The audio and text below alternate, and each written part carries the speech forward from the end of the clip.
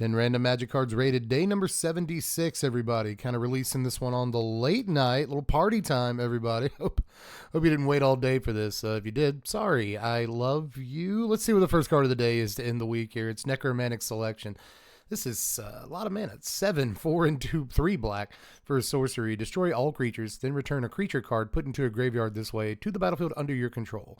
It is a black zombie in addition to its other colors and types. Exile Necromantic Selection. Okay, that's cute. Little big old sweeper, and then you get whatever you want. That seems kind of fun in Commander. Pretty cheap to order the card, too. I don't know. This is a big card. If nothing else, it's a sweeper. Sweepers equal good most of the time. 7 mana, though, but not only do you get your choice of your own dudes coming back, but like any of your opponent's guys. So that seems like it would be great most of the time. I guess you're not going to get like any commanders this way, but you might get a pretty good little pick there. So what do we start this one with? 5.7. 5.7. It's a sweeper. Sure, 5.7. Seems about right. See if I'm in a charitable mood or not today. I don't know how you guys feel about this one. I feel like this is an Ask the Audience, but first card of the day, Ask the Audience? I don't know, man. You can tell me how you feel about it if you want to. I just finished up with 2 hours of a pretty miserable arena experience, so you would think I wouldn't be charitable today. But no, it seems good. Seems good. Casual Commander. Let's play it. Deftblade Elite, printed in Legions. This is a single white mana for a 1/1 human soldier with Provoke. So when it attacks, you can have a creature defending player untap and block it if able. Defending player controls. I just missed the word controls. So untap one of their guys, have it block this dude. You can pay 1 and a white and prevent all combat damage that would be dealt to and by Deftblade Elite this turn. It's kind of neat. This is a little bit neat. I played back then. I don't really remember this guy. But if it wasn't like heavily played in Standard, I'm not really going to remember it. And I imagine this probably wasn't. But it is very cute. I guess there's reasons you'd want to, obviously he just pulls aggro onto himself. So like make your biggest dude block this guy. Nobody deals damage. Who cares? Also kind of neat that you can do the ability on defense as well. So you can block with him too. And like block their hugest dude, no damage done, cool. So I don't know, he's kind of a neat little guy. I'll give him a 4.1, sure. Give him that. I don't know, he's got like use cases. I'm into him a little bit. He's neat. Next is Walker of Secret Ways from Betrayers of Kamigawa. This is worth a couple of bucks. 3 mana, they're 2 and a blue for a 1/2 human ninja with ninjutsu. So if you pay 2 mana in this case, you can return an unblocked guy that you control to your hand to throw this guy on the battlefield tapped and attacking. When it does combat damage to a player, look at that player's hand. You can also pay 2 mana to return a ninja you control to its owner's hand, but you can only play this ability during your turn. Kind of neat, right?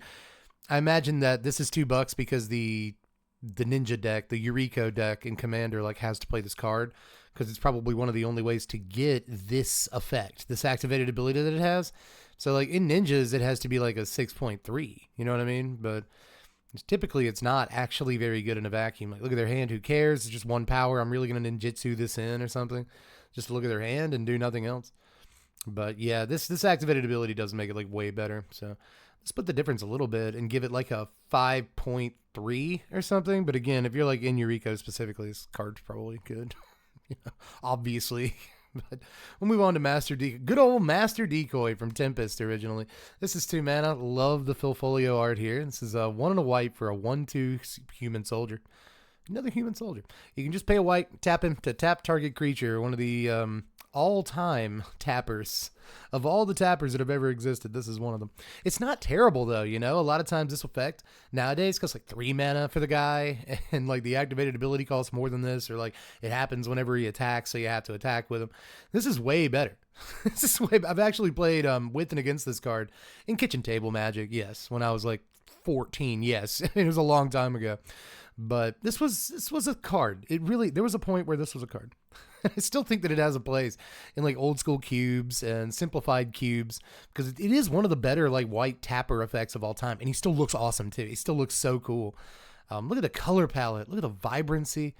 I miss you, Phil. But altogether, man, I actually kind of want to give this a honorary 5 or something, but I think I won't do that. I think I'll give Master Decoy a 4.3 because that's probably what he actually gets. I do think this card is like within 4 territory. I really do. I miss this. A single mana to tap a guy down is not bad. It really is not bad. And like, again, usually it's restricted to your attack step or something nowadays, but no, you can tap their dudes down on defense. It's very good. But moving on to forest, basic lands get a 5 and don't count. This is really good art though. Eitan Zana, I hope I didn't butcher that. You did great here. That's a really good forest. It's from Commander Anthology, if you're interested. I like it. Nettling, oh boy, it's Nettling Imp, everybody. Nettling Imp is 3 mana, 2 and a black for a 1/1 Imp. I'm going to read the Oracle text on this one. Tap it. Choose target non-wall creature the active player has controlled continuously since the beginning of the turn. That does not help. That creature attacks this turn if able. Destroy it at the beginning of the next end step if it didn't attack this turn. Activate it only during an opponent's turn. 4 attackers are declared. What is the card? What did it actually say back in the day? Is this one of the rare instances where the card used to be easier to understand? Tap to force a particular one of opponent's non-wall creatures to attack. If target creature cannot attack, it is destroyed at end of turn. This tap should be played during opponent's turn before the attack. May not be used on creature summoned this turn. I like the cannot be used on creature summoned this turn. By the time we got to revised, it's still the same one. It's still the same exact text. So yeah, in case all of this is just so many words to you, you can make one of their guys attack, but it can't be a guy they just played. And it can't be a wall, because that would also be cheating. Then it would just say tap to destroy target wall at end of turn, and that would be too powerful. You can only do it on their turn before they attack, so like first main or when they go to attacks. This is actually a neat little card, man. Nettling Imp used to be pretty annoying back in the day, you know, like make that guy attack, Lana Worlds dies, or like whatever, you know. Even if you like tap the Lana Worlds down for mana or whatever, like it's still, it dies at end of turn, so. I don't know. It was a cute little card, and way better than a lot of people thought. This is another in the saga of cards I had to be taught were actually okay. I thought were terrible. My big hang-up back in the day with this card was that it doesn't fly, even though it has wings, and I was very upset. And it should, right? 3 mana for a 1/1? At least fly. Jeez, man. Anyway, I will give Nettling Imp the honorary 5, because otherwise I have really no idea what to do with it. It's like a 4.4, you know? Like, it's not bad, but I think it deserves the honorary 5 for being like a really annoying card back in the day that would be a nightmare to print nowadays. Try to explain this to people. But it's fun. It's a fun card. Since the active player has controlled continuously since the beginning of the turn. Oracle text. You guys can do better than that. Let's move on to Fallen Angel. Ooh, Fallen Angel. Have I talked about this card before? I may have. This is 5 mana, 3 and 2 black for a 3/3 angel with flying. Sack a creature. Angel gets +2/+1 till end of turn. Let's look at that Legends one, everybody. Let's look at that Legends one. Although I feel like the Chronicles and 5th edition ones were the ones that you were like more likely to see back in the day. But this is not too bad, right? Of a free, repeatable sacrifice outlet, as we nowadays call it. We didn't know to call it that back then because it wasn't like a thing. But you know, you play this with like, what is it? Oh my God, I'm going to forget the name of it. Like Breeding Pit or whatever, from Fallen Empires. One of the few good cards from Fallen Empires. A lot of the good cards from Fallen Empires are black. Imp to Turok, Initiates of the Ebon Hand back then was pretty good. It's played. But yeah, Fallen Empires, bad set, but Fallen Angel from Legends, a good card. This would sometimes just, this is kind of another one that it had to be explained to me why it was good, you know, like, how come that's good? You sack your guys? It's terrible. I like my creatures. And then like it goes unblocked and it kills you because it just does like 9 damage or whatever. Card was really good back in the day. It's kind of a legendary card. I will give Fallen Angel in a modern context a 5.1, and that's probably slightly too high. Honestly, I'm probably going a little bit too hard on this score. It's probably like a 4.7. But I got too many memories of this card, man. This is one of the reasons I love aristocrats, like sacrifice decks nowadays, is Fallen Angel. A lot of people have a lot of memories of Fallen Angel. And a lot of people have a lot of formative memories of Fallen Angel. That's them, you know. You be whatever kind of freak you want to be. You know, let it fly. Let's move on to Turntimber Symbiosis from Zendikar Rising. Still pulling about $3 right now because it's pretty good MDFC. Modal Double-Faced card. This is 7 mana, 4 and 3 green for a sorcery. Look at the top 7 cards of your library. Put a creature card from among them onto the battlefield. If that card has converted mana cost 3 or less, it enters with 3 additional +1/+1 counters on it. The rest go on the bottom in a random order. But you can also play this as a land. You can just play it as a land that taps for green. When it ETBs, you can pay 3 life. If you don't, it ETBs tapped. So, okay. So you pay 3 life, and it just comes into play untapped, which means that it's pretty good. It's a pretty good land, especially for ramp decks that would like an effect like the front half anyway. So I really like untapped lands, especially when they do more than just be untapped lands. So I'm going to often give these a pretty high score. And Turntimber Symbiosis, which is like the hardest one to say, it's no different, man. It's not going to score as high as some of the other ones that we'll come across eventually. But I'm still going to give this like a 6.2. I really like cards like this, and honestly, I'm very tempted to give it a higher score. Like very, very tempted. But I think some of the other ones we'll see, we'll get those scores. But we'll move on to whatever this is. Kami of the Palace Fields. This is 6 mana for a blurry, so blurry. So it's got flying and first strike for a 3/2. 3 mana spirit with flying and first strike, and it's a 3/2 for 6. Did I say 3 mana? 6. 6 mana, 3/2 flying first strike. Got it together on that one, Dev.